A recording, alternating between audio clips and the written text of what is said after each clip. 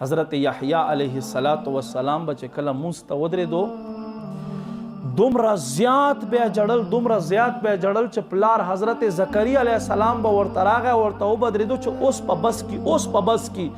خود جړه به نه بس کېدا تر دې پورې چې حضرت زکریا علیہ السلام به هم په چغو باندې شروع وکړله دومره الله خوف په لرلو الله اکبر او د جهنم د یرې له وجې نه به اکثر په بدن باندې د اوسپنې لباس اغوستی و داسې د الله نبی یره وه او مور له اون نه وړیو نه پټۍ ورته جوړې کړې وې دومره به حضرت یحییٰ علیه السلام جړل احیاء العلوم په 4 جلد کې 224 صفحې باندې امام غزالی سے فرمایي چې په دې ځایو کې او په دې ځایو کې نښې جوړې شوې نښې او دا به زخمي و دومره بیا د الله په دربار باندې جړه کوله مور با په دې ځایو کې د وړیو پټۍ پکې ایښودې وې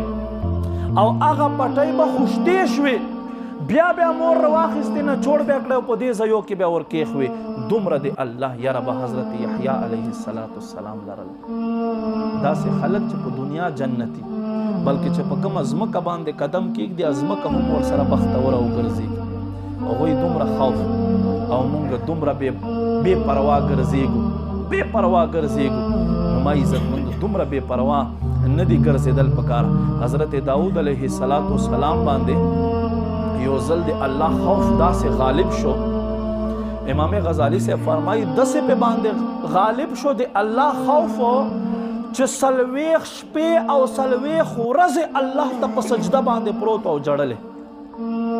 او څنګه یې وجړل داسې وجړل دومره اوښکې ورنه توی شوې چې کوم ځای باندې د اوښکې توی شوې هلته ګیا پیدا شوه ګیا هم د ده سر نه اوچته شوه دومره الله خوف لرل